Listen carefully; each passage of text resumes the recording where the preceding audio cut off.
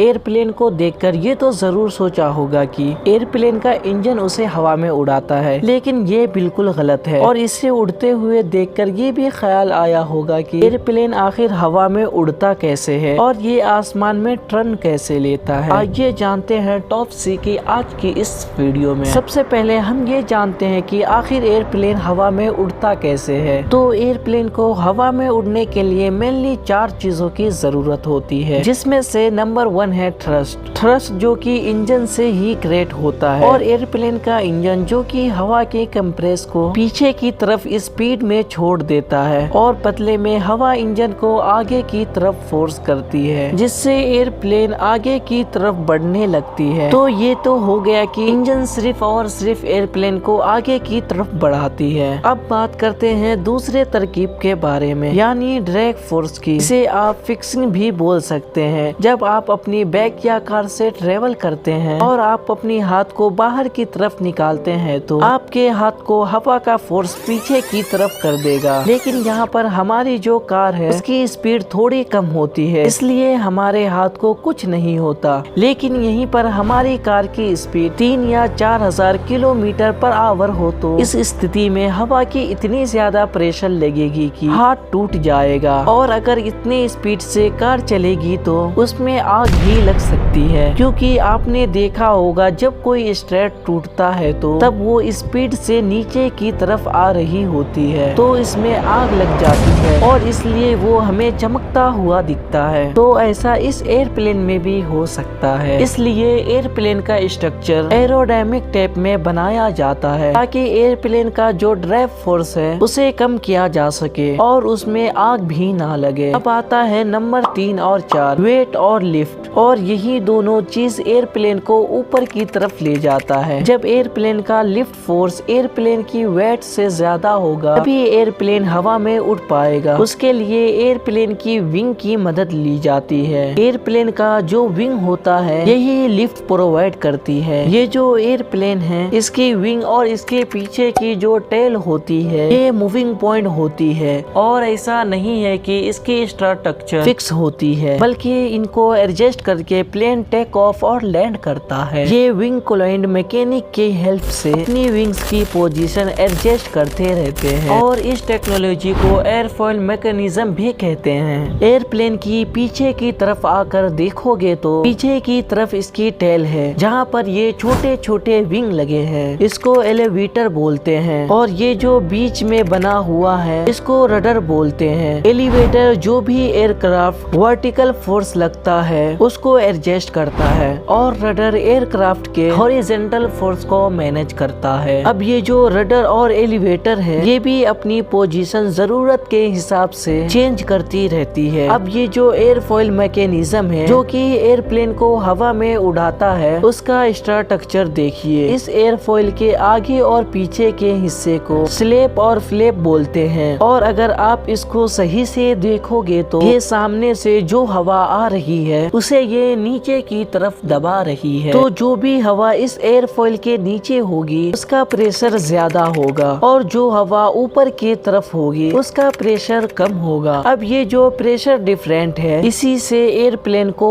ऊपर की तरफ फोर्स लगता है। खैर अब बात करते हैं एयरप्लेन टेक ऑफ कैसे करता है। सबसे पहले एयरप्लेन को हवा में उड़ने के लिए जो भी इसकी इंजन है उसकी पावर को बढ़ा दिया जाता है, यानी इंजन थ्रस्ट को इंक्रीज करता है। तो एयरप्लेन रनवे पे आगे बढ़ने लगता है और एयरप्लेन जब अपनी हाई स्पीड पर आ जाता है तो फ्लैप और स्लेट को एक्टिवेट कर दिया जाता है। उसके बाद स्लेट और फ्लैप के एंगल ऑफ अटैक को एकदम से बढ़ा दिया जाता है। एंगल ऑफ अटैक का मतलब है जो एयरप्लेन की विंग है वो नीचे की तरफ झुक जाएगी और पीछे की तरफ जो एलिवेटर लगी हुई है उसकी विंग को ऊपर की तरफ मोड़ दिया जाएगा। तो जैसे ही ये एंगल बढ़ता है तो एयरप्लेन रनवे पर चलते चलते एकदम से हवा में आ जाएगा, क्योंकि यहाँ पर जो एयरक्राफ्ट का वेट है उसे विंग से लगाया हुआ लिफ्ट फोर्स ज्यादा होगा और जितना ज्यादा लिफ्ट फोर्स होगा उतना ही ज्यादा एयरक्राफ्ट आगे बढ़ेगा और ऊपर की तरफ जाता रहेगा। और अगर इसमें से स्लेप और फ्लैप को एक्टिवेट नहीं किया गया तो ये सिर्फ एक नॉर्मल बस की तरह चलेगा। अब एयरप्लेन की इंजन तब तक थ्रस्ट को बढ़ा बढ़ाता है जब तक एयरप्लेन अपनी ऊंचाई पर नहीं पहुंच जाता, और एयरप्लेन जब अपने जरूरत की ऊंचाई पर पहुंच जाती है तो एयरप्लेन का जो एंगल ऑफ अटैक है उसको कम कर दिया जाता है, और इस केस में एयरप्लेन का वेट लिफ्ट फोर्स के बराबर में होगा। तो इंजन को थ्रस्ट भी कम इंक्रीज करना होगा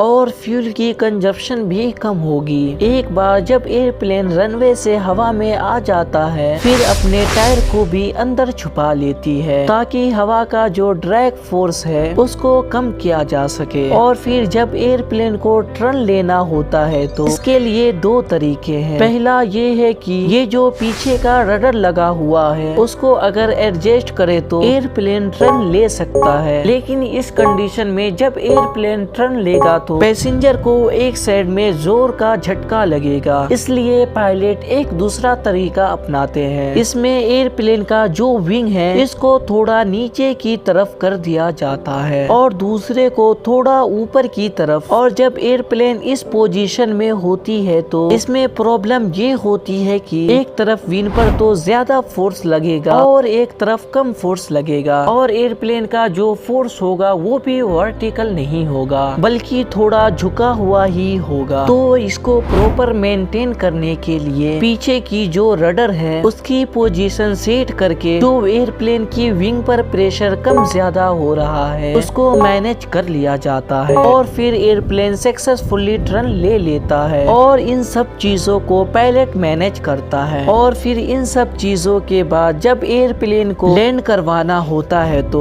इंजन के थ्रस्ट को कम कर दिया जाता है। थ्रस्ट कम हो जाता है तो एयरप्लेन धीरे धीरे नीचे आ जाता है और इस टाइम पर लिफ्ट फोर्स भी वेट से कम होता है। फिर जब एयरप्लेन जमीन पर आ जाती है तो जल्दी से रोकने के लिए स्पॉइलर को एक्टिवेट किया जाता है। इसमें सामने से जो हवा पीछे की तरफ आ रही है उसे आगे की तरफ मोड़ दिया जाता है। इस तरह एयरप्लेन अपनी उड़ान पूरा करता है। खैर आज का ये वीडियो बस इतना ही। अगर आपको वीडियो अच्छा लगा तो वीडियो को लाइक करके चैनल को सब्सक्राइब कर ले। फिर मिलते हैं किसी दूसरी वीडियो में, जब तक के लिए अलविदा।